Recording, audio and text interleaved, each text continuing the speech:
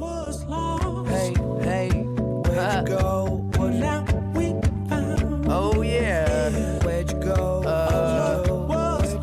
Doing a happy dance. Oh, we got this shit spoken. Doing a happy dance. Doing a happy dance. Yeah. Hello. Yeah, we're good. All right. There's only too much chest to be showing. It's a family-friendly program. All right, bro. I'm gonna be laughing like a little bit.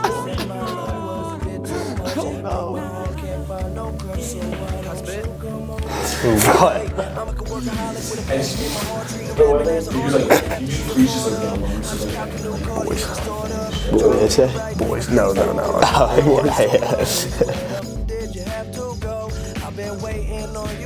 Back, please, put. Oh, I see. You want the mic to be closer? Is this good? I think you're good. Yeah. I'm nervous. And I basically grilled into him and slapped him in the face. I hope to know Quinn Bon Giovanni more when I'm older. Okay, we're not just listening. Okay. Damn. That's going in. That's unfortunate. That's Steve's. So. I'm sorry. I might just have to hold it up like this because I can't. I can't. My real name is Joseph Nathaniel Bon Giovanni V. I go by Quinn because I'm the fifth.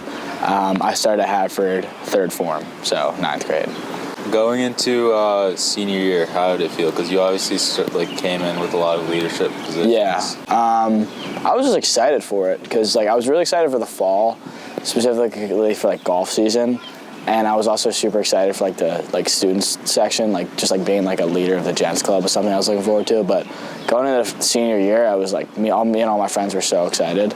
I'm sure we had all these crazy aspirations for the year that really didn't. Some of them were kind of far-fetched, but I say we got a lot done, and going into senior year, I accomplished most of what I wanted to do by the end of my senior year. So I would say definitely it felt kind of weird. I would say I feel like time flew. I feel like I was just in freshman year in the trailers with Mr. Friends, eating lunch from boxes. So yeah, it was pretty weird. It definitely flew, for sure. Being a senior, you never expect to be a senior. You always look up to seniors like you'll never really be in that position. So then when you are, you don't really know what to do with that power and that responsibility. I think our class specifically did more leading by example instead of sort of leading vocally. I know I can say that for our sports teams, and also sort of some of the extracurricular activities I was a part of. It started off as a little surreal, just knowing that this is my last year at Haverford, right? This is going to be my last year walking these halls as a student, walking through the Walk of Virtues as a student, last year being able to row for the crew team as a student here, being able to play for the squash team as a student here. So it's just kind of realizing that this is my last chance to kind of take everything I can out of this school and maximize everything that I'm doing here. So it's just going into it with that kind of attitude as opposed to other years where it's I still have one more year, I can wait one more year to do this. So you go into it this is it's now or never. it was a bit different, my experience and a lot of others. I didn't know what I was going to expect. A lot of people been here a lot of their lives. They knew how everything went down, what the process of everything. Wasn't sure what I was going to expect, but I was also excited to see fill in the shoes of the last year's seniors, as well as last year's soccer team filling the shoes of them. So, was there a moment towards the beginning of the year where you were I'm actually a senior now? I think definitely the opening day assembly for sure, because obviously, all of high school, I guess all of school at Haverford, you watch the seniors come in with the kindergartners, and then to be the senior coming in with the kindergartner was kind of a little bit sad and full circle, but it was also kind of a cool experience, I think. I've seen, especially the assembly and the walking with the kindergartners was the big thing, I think, for me, just from the very beginning, because spent so many years, even from 6th grade, seeing that, because, as a 6th grader, as a middle school, you don't really see the high schoolers that much, but you do on that first day, you see them walk in, so finally being the one to be walking in with a kindergartner was very, kind of was, again, very surreal. Being a lifer at the school, you go to that opening day ceremony, and when you're younger, you have kind of no clue who that guy is up there speaking. but there's always just somebody who's like, you know, talking. He talks after the headmaster, and it's like a really cool moment. And I think for me, that was just something that, you know, for a long time, I just like, it always just kind of attracted me. And then, you know, to be able to, you know, have the privilege of actually earning, you know, the title of being student body president was really cool. I'll never forget, you know, that opening day ceremony, walking, you know, a kindergartner, and then like looking in the crowd and seeing my mom, who's like, you know, been a teacher at the school forever. When you look back at this past year, are there like some specific moments that stand out as like highlights that you don't think you'll forget? Yeah, I think first thing that comes to mind, just like, I know a lot of people probably say this, but like EA Day, I know for like me and my friends, like that was just like the days leading up to it, the day of, like it was just like a really fun time for everybody. And I think like just for us three, being on the lacrosse team, like having this final year and just spending time with the guys on the team, the younger guys, like winning an Interact championship, beating Malvern here, like stuff I'll never forget. Like I'll always look back at these times and, you know, think that they're some of the best times of my life. So, yeah. Yeah, I mean, for both me and Jackson, I mean, we won the Interact for soccer and lacrosse, which are our two sports. So that was definitely a highlight for me. Yeah, I mean, I think just like specifically EA Day, soccer's always been the team that sells EA Day, loses EA Day. So having that win and also having it be the deciding game for EA Day and having the guys storm the field was just an amazing feeling. Soccer season EA Day. First and probably only time I'll ever be on the field when a crowd of people is rushing at you. I mean, that was honestly the most surreal moment. It was a dream come true for the soccer team, winning the Interact again, and then also beating EA for the first time in 5 years, which honestly, it just felt like a complete letdown because we knew that we were better than them and that we've had better results than them, but we just couldn't. For some reason, they had our number. And we finally like got over that hump as a team and as a group, and it just felt so good to do that. Can you talk more about that whole like EA soccer thing? Like we were going into it, you guys like were going off like a curse or something, and won in like 5 years. Yeah, it was kind of rough. Earlier in the year, EA was the only team we lost to, and you know, we knew that their only job was to beat us. And yeah, as you said, there was a curse. Some would call it a Keith curse, but we just couldn't find a way to beat EA on EA Day for the past 5 years, and luckily we were able to. Like, the atmosphere gave us motivation. We all gave each other motivation. Last year, seniors and alumni gave us motivation because we just all had the same mentality, and that was to win. And also having the Interact on the line, it also gave us a lot more motivation. Yeah, definitely. I think one of the biggest ones would be the Peaky Blinders football game. I remember just like the crowd we had out there was like unbelievable, and I remember that was just like a super electric moment. One of those things where I was like, I looked around and like took a step back and was just like, wow, like this is pretty awesome.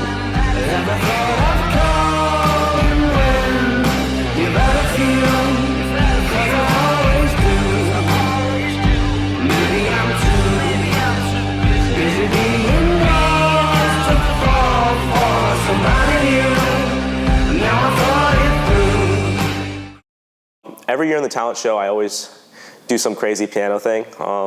And for my senior year, I felt like, you know, I wanted to do something different. And I've never really sang in front of this community before, besides in like groups. And so I decided I was gonna sing a song. I accompanied myself on piano, and I sang Fast Car by Tracy Chapman. And I mean, that song is just beautiful. I've listened to that song so much. And so I just felt like that would be a good way to, you know, end my talent show career at Haverford. See,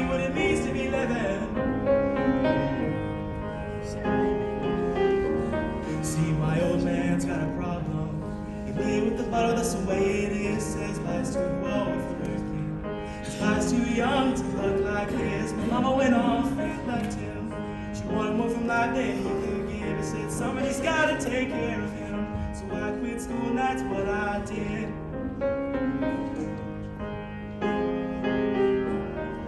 You got a fast car. Is it fast enough so we can fly away. We gotta make a decision. Leave tonight or live and die this way. So I remember when we... I remember the performance was incredible, and you even got a standing ovation, I think, after that. Do you remember how that felt? Like your first time singing by yourself in front of the school and you get a standing ovation? Yeah, I mean, I was really nervous for that. I mean, you know, when I play piano, I know everybody loves it, and I was pretty nervous. I won't lie. I was very nervous about it. I wasn't sure how the audience is going to react to me singing, obviously, because always I play some crazy piano thing, which is, you know, that's my forte. That's my area of expertise. But I just thought, you know, I'll see how it goes. I want to, you know, do this. It's for me, and also I just want to share, you know, a song that I really like with everybody. So, I mean, it was really a surreal moment seeing like everybody standing up and supporting me, and that's why I love this community so much. So I remember when we were driving in your car. Speed so fast, it felt like I was drunk. City lights lay out before us. The mash up around my shit. I had a feeling that I belonged. I had a feeling I could be someone, be someone, be someone. I think the first highlight for me would definitely be when we played at the homecoming. I was really considering not doing it because of how much work I had, and I was really stressed with college applications. And then I thought, looking back on this, I'm not going to look back and remember how much work I had. I'm going to look back and remember I didn't do it. And if I go to like we're all at the homecoming, the band and I, and we're just sitting there not playing, we're going to be like, we should have done it. So that was pushing through to get that performance. Then, you know, with help of all the lights and the pre-planning and the videos, it was like totally worth it. And then the second highlight would probably be the spring concert. We were a little delayed for starting because, you know, the juniors, Alex and Tommy, are busy with work. So I learned everything in like a week, which was a lot, but it was definitely worth it because just like how much everyone liked it and how fulfilled I felt that I didn't half-ass my last performance.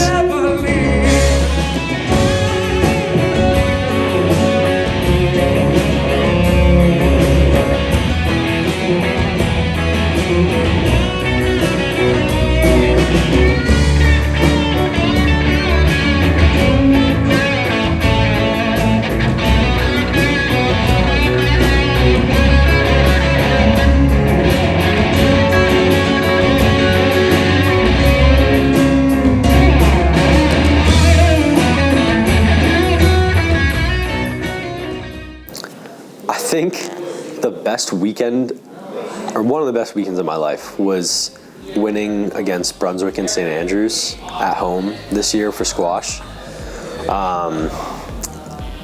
That was a huge weekend for the team, and then I did end up winning a pretty big match that weekend as well.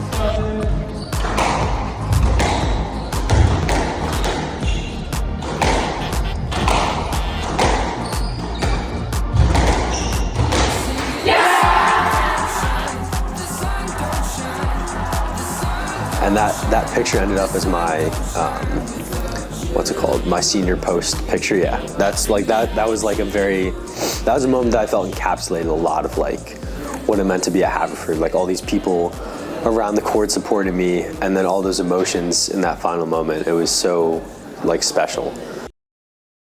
Do you remember like a moment that, like with the class 24, that you think like embodies our class? That embodies your class. I think this year, something that your class of 2024 did really well is like, I think about you guys in the context of these reflections this year.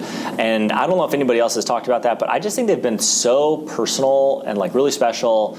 It's really improved the school, like truly. I think that like if that's something that can become the standard, and if every year we can get 15 or whatever students to stand up and really share some like really powerful stories, some funny stories, like whatever, I think it really moves the needle on student culture or just school culture.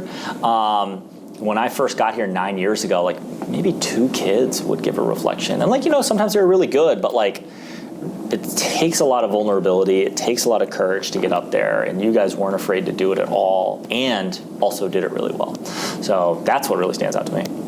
The parts of the reflections that I like the most are actually, I love the reflections, but actually are not the reflections themselves. It's actually the introduction, right, to the reflection. So I remember Adon Gross, giving your introduction. I forget, Arsh, who did yours. I did. You did yours, okay, sorry, Casey. But, for example, for Adon introducing you, I had kind of no idea that you guys were that close. A lot of times, so I'll make this sweet and fast. So I've known Casey since 8th grade. We were in section 8-4. And I didn't really know him during the sessions, but during quarantine, me and him used to play a lot of 2K. And we used to play from And to see Adon talking about the relationship that he had with you, two students who he conceded are just on the surface, in terms of what their interests are, what they're involved in, so different.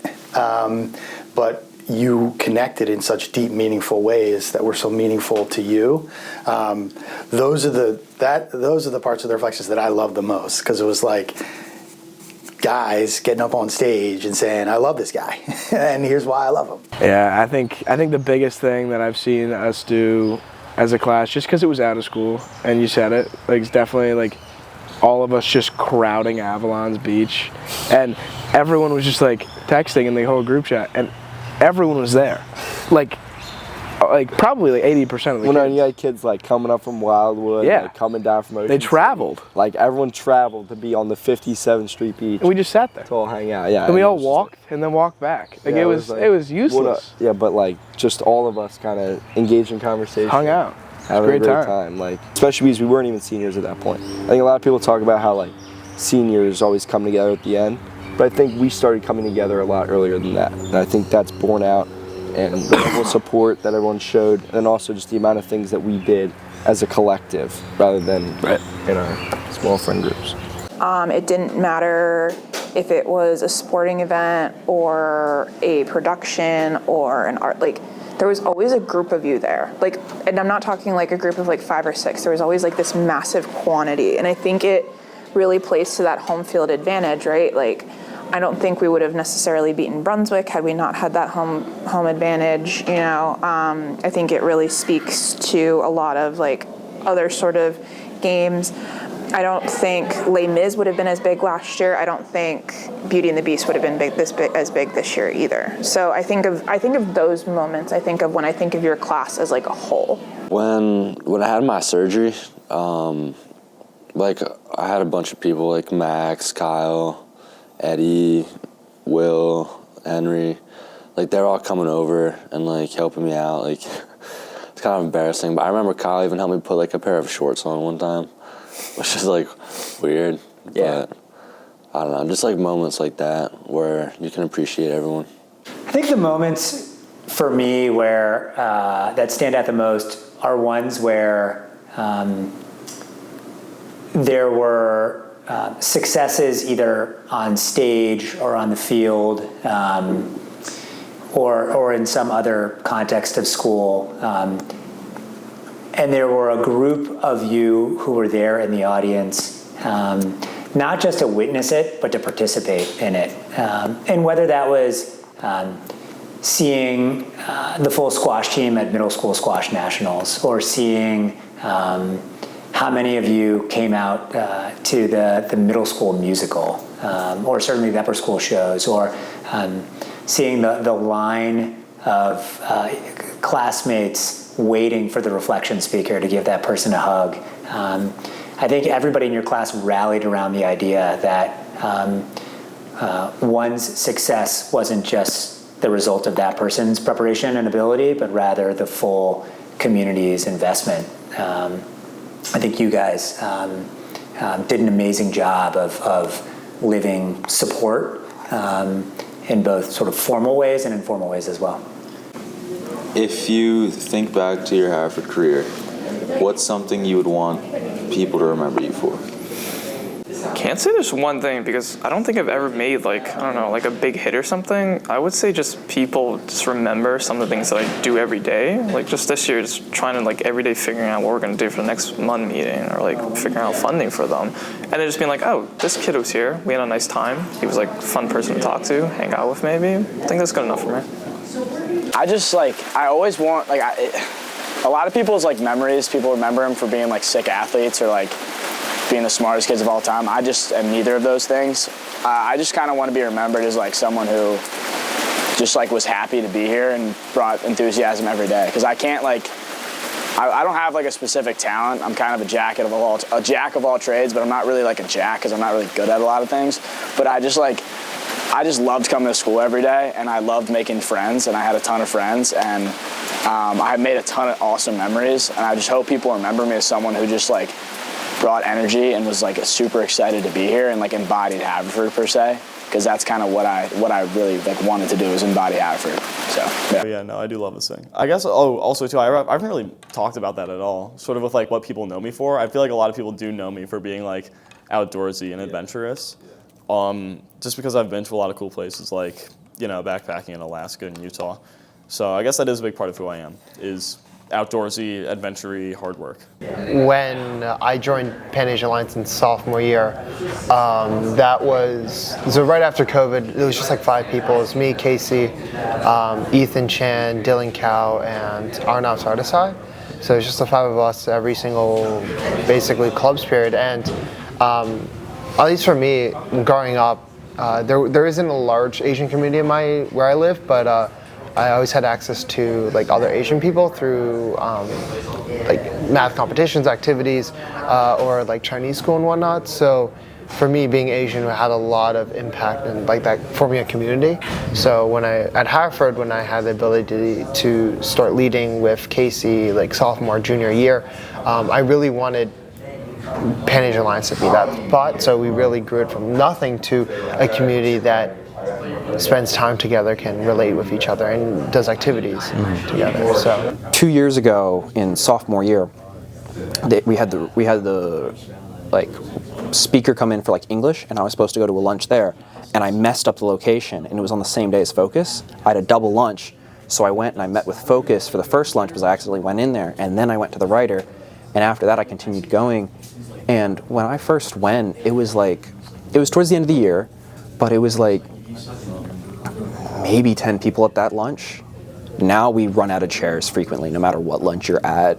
So I know for me and the other GSA seniors and even juniors now, was to just make sure that we have a space that can be used if needed, or if not, but just a space that can be known for the community. And that's what our real goal was as like sophomore year and even last year. And I think now it's just making ourselves known and prevalent to our community. Like, hey, like we have a queer community here, and we want to be represented throughout more spaces in our school. So on Facebook Marketplace, I found this Beetle in 1974, and I went to see it in person, and it was a little rough, but it was pretty nice. I mean, it had a really good patina, as you could see, which I think was something that I wasn't necessarily looking for, but obviously fresh paint was more expensive, and someone had gone through the work of sealing it up with some clear coat, so it looked pretty good. And then I eventually ended up buying it. And so I kind of just spent the summer like working on it, just fixing a few things, kind of making it a little less rough around the edges. I think we're all in some sense very like artistic people. That's true. Yeah. Kind of like a common thread between us. How, like, in what way artistic? I mean, I think these 3 more like musical. But Trip also with art, and then Tate with art. Anthony and I more music.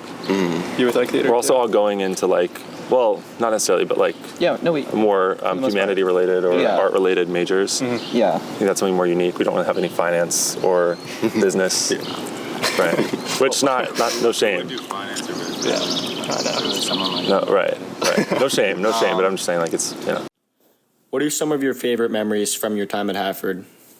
I just want to shout out Mr. Faust.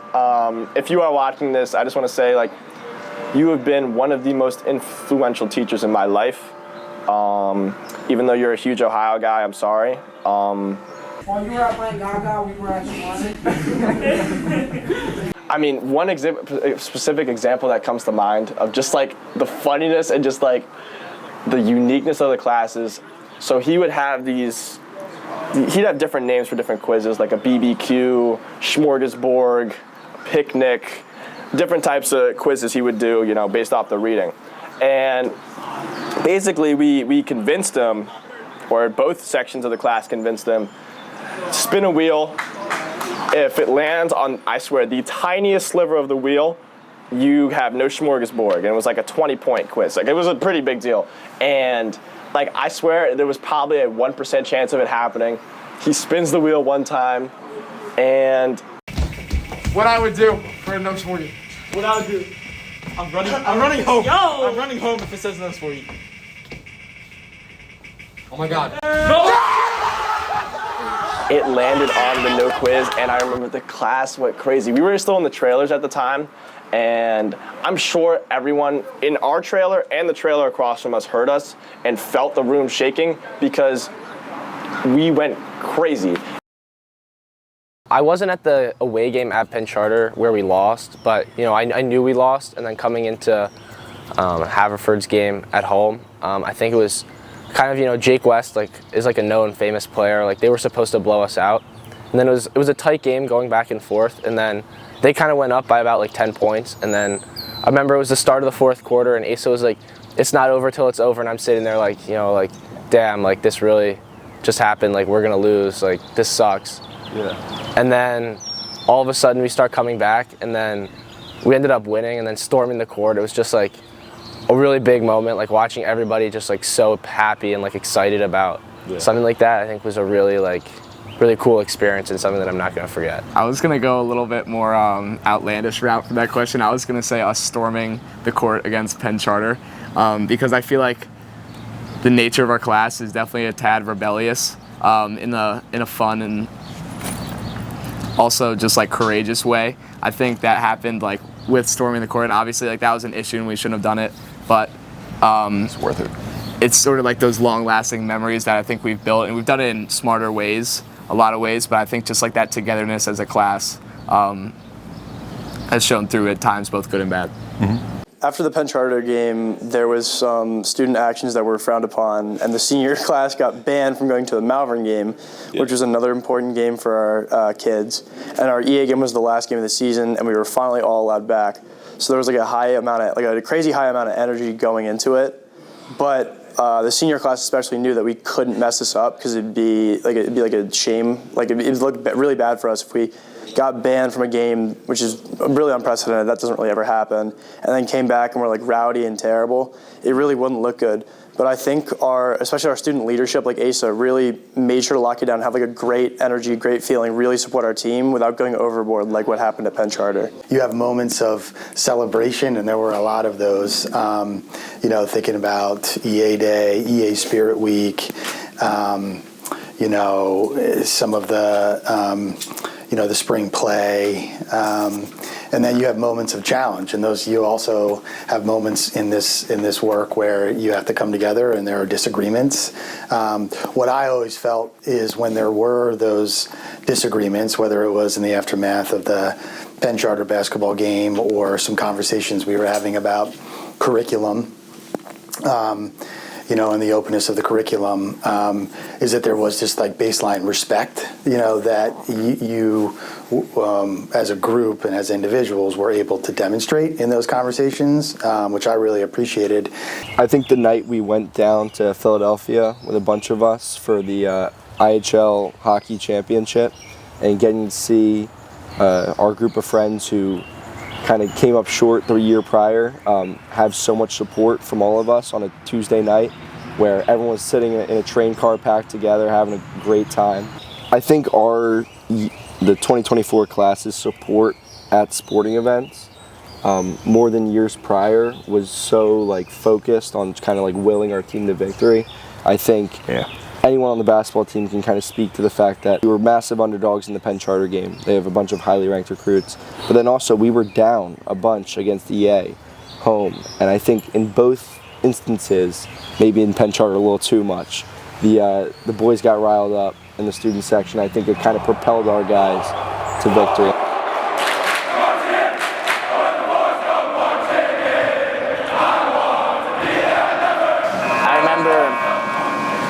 Another moment where people put themselves or put the whole group before themselves was Drew Glazer and Connor Nolan. Previously they were saying they were bad luck and that they needed to leave, and like it was like a bad superstition, and they're like, all right, we got to go, and they left, and that's when we started like scoring points, and we ended up winning the game. And I don't think many people like realize, but like I talked to Drew about it. He was like, yeah, like I was not the reason we won, but like I feel like them leaving made us win, realistically. We need to get some like Gottlieb class memories in there. After the first semester, my rep was just so boned, like there was nothing I could do to recover, and it's mainly his fault, and I'll explain why. So I sit with my back facing Gottlieb's desk, so my computer screen, like he can see my computer screen. So if somebody were to put images in a Google Doc that have nothing to do with class of like random people, like our friends, Gottlieb will see that on my computer screen, and therefore I will get in trouble.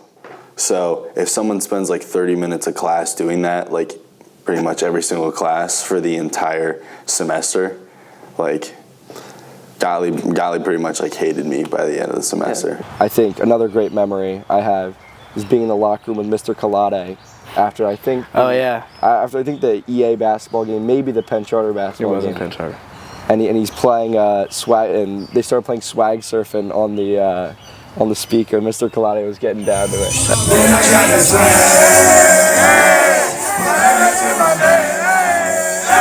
That was kind of like he felt like one of us for a minute, which was cool. It was only a little bit of kids too. Yeah, I know. And he was vibing, and he was like, all right, get out. I have these sort of unique relationships with kids for various reasons. Sometimes they're tied into the fact that like a kid got in trouble for something, like something stupid. I'm looking at Alex Peszek-Perchek. So, yeah, I got in trouble. So let's rewind. So pretty much 2 days coming into school after the hockey game, I get an email from Mr. Kalade saying, you need to come to my office, we need to talk.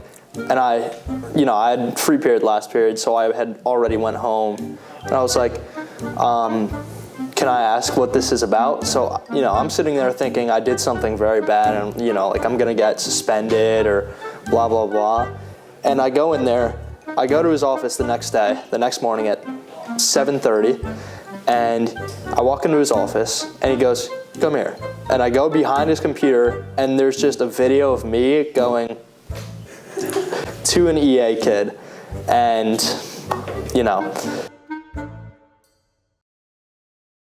When I had you guys do the projects where it was like just do a project on something related to math that interests you that you can kind of fit calc into, and Fez was joking with me, it was around Memorial Day, and I was like, oh, I'm going to LBI. I'm like, oh, where do you go in LBI? I'm like, there's no way I'm telling you that. It's like, well, do you think I could find you? It's like, weird. And then he turned it into a project, and the project was like, what would be the probability that if we took both Calc 1 classes that we could find Mr. Rader? And it was super silly, but it was actually like mathematically sound. And I think just building some of those relationships where it was, you guys knew me well enough to know, like, we're gonna say this weird thing, but he's not gonna be upset. And then for me to know you guys well enough to be like, okay, I'll play into this. Like, we can, let's do it seriously if we're gonna do it. So I appreciate that. Or Beast of the East. Yeah, this is Beast of the East. My bad. This is Beast of the East. Now, the coaches wanted us to, I guess, like sit and watch like 3 hours worth of water polo and like study the other teams so that when we played them, we would be prepared. But instead, the team captains were like, that's not fun. So we're gonna go do like a team activity. So we all went bowling, and like not only like did we go bowling, but like Graham also like in Boyle. Yeah, hot probably wired. Ronan too. They like hot wired a golf cart. Yeah. From like this like random high school. It was underneath the bleachers of Wilson High School. And they started driving it around.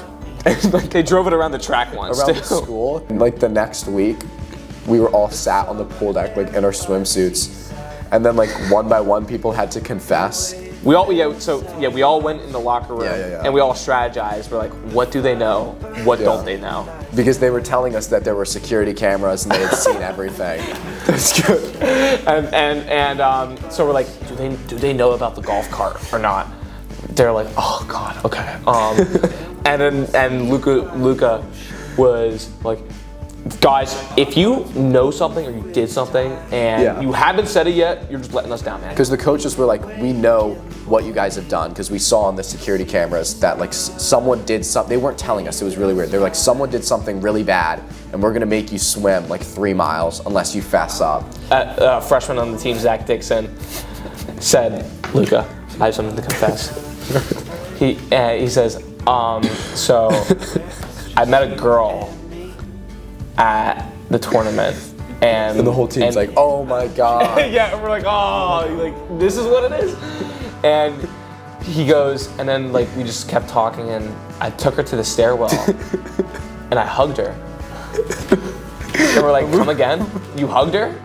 And he's like, yeah, you guys want me to go to the office and like tell them? Because like, go tell the coach. And the craziest part is that we said, go tell them. Go tell the coaches.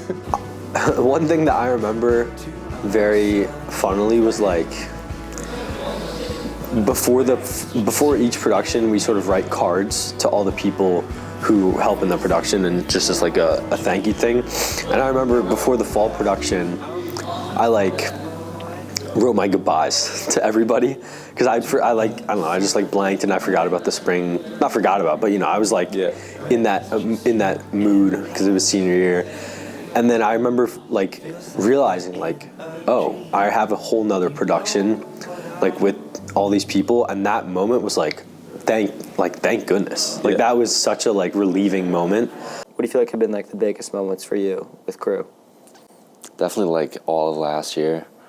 That was pretty sick. Like pretty much undefeated. We won like 10 races in a row. Although we won nationals, I think winning Stoats was my favorite. Just because it was so crazy. But yeah, I really like, that was nice. Like the kids in my boat, Jackson, Ben, Noah, like dude, we got like really close too just because of that.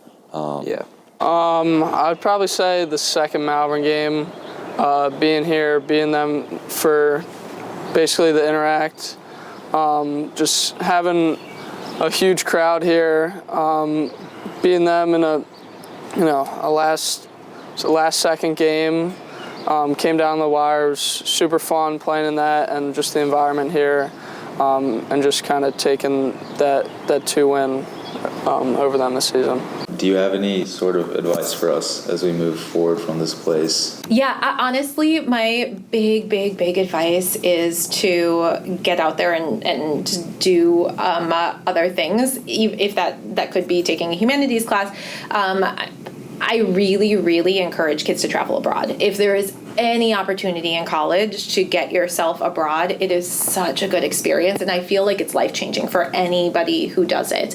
And even if it's not college, sponsored travel abroad, if you can spend some of that time when you're young, when you have the time to get to different countries, it's seriously, again, life-changing. So I really strongly suggest doing that. I don't know if I would teach what I teach if I hadn't studied abroad in China my freshman year of college, if I hadn't explored Western China and spent a couple months backpacking there. Like, it's really, so my advice is travel as much as you can. There's a famous quote by Picasso that I have in my room right there. It says, every child is an artist.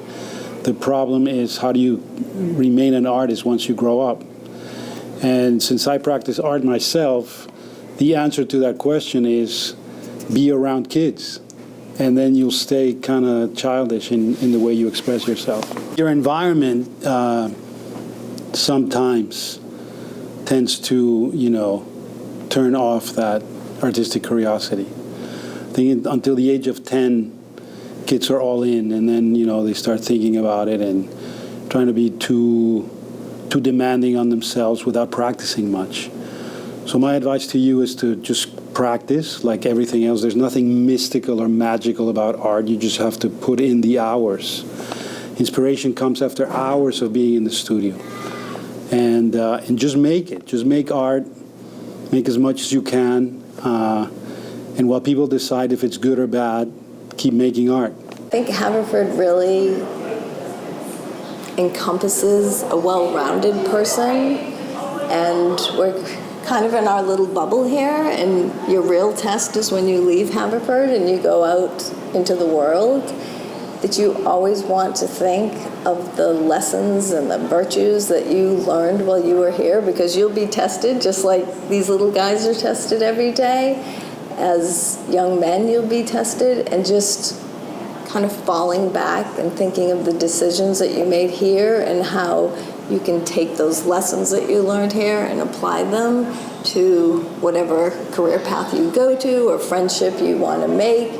And just knowing that you have a solid background, and that's going to take you so, so far. I would hope that you stay connected, that you have friends, that you have an amazing experience in college, because college is a tremendous opportunity, and there's a lot of fun about being in a university and getting to meet new people, being challenged to think, being challenged to learn, being challenged to excel. And then I would hope at some point when you have the opportunity to come back to school in Haverford that you consider giving back to the school. So, I mean, it comes back to one of my favorite quotes. I think it was Derek Sivers who said this. He said that if it was about what you knew, we would all be billionaires with perfect abs. But it's not. It's about what you can make and do with that information. And the studio practice in art in general is about what you can actually, physically make and do. What are you doing? What are you bringing into the world that's new? So I think that my advice moving forward is don't just be knowledgeable about what's out there. Figure out what you can actually bring to the table and produce something that's worthwhile. And it doesn't matter whether it's in the field of arts or engineering or like medical.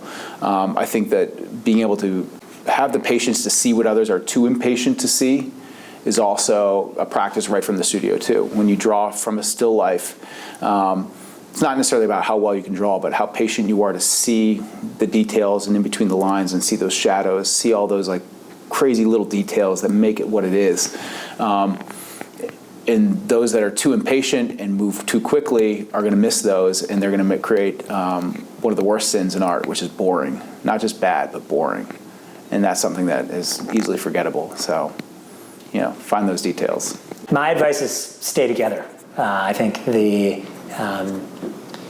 just like I've been telling you all over the course of the year, that the classes that have the most successful senior years are the ones that do come together and reinforce one another and feed off one another and see themselves as part of a larger whole. I think the classes that are able to get the most out of each other and out of Haverford going forward are the ones that remain connected, that show up for reunions, that come back for EA Day, that return to campus when they're back in town to see their teachers or peers. And I think that all gets harder to do after you graduate. And I think in some ways it gets even harder with each passing year because people will go further and further apart. But I think if you can find a way to do it, if you can keep the text chain going, if Sebi can continue wish people happy birthday, if you can continue to visit people either when you're back in town here or go to see each other at college,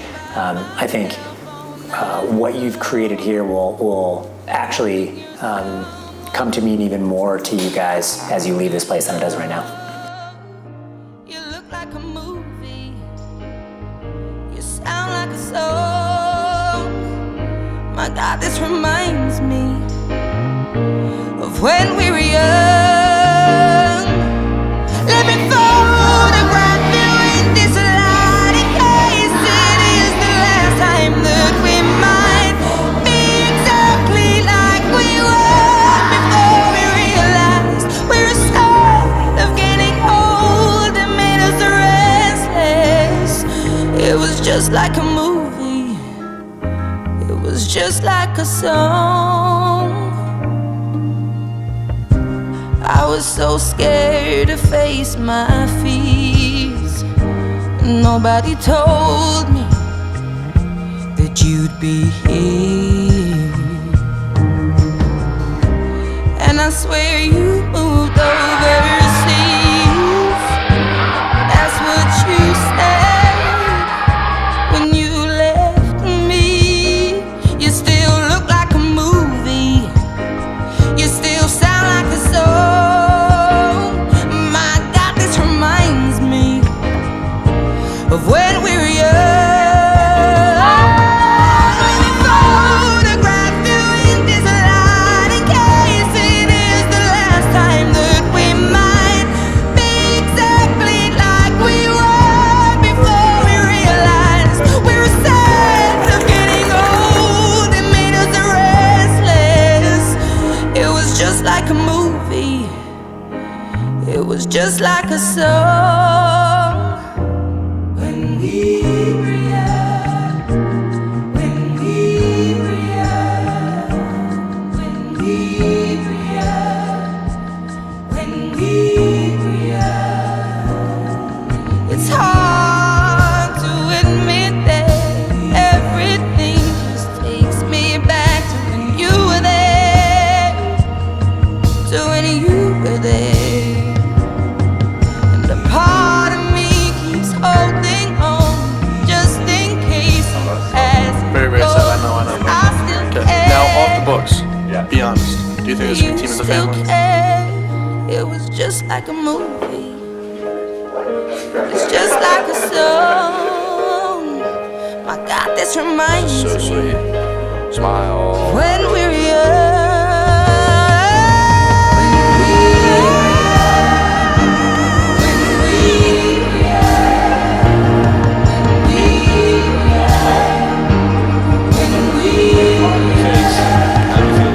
Let me photograph you in this light in case it is the last time that we might be exactly like we were before we realized we were sad of getting old. It made us restless.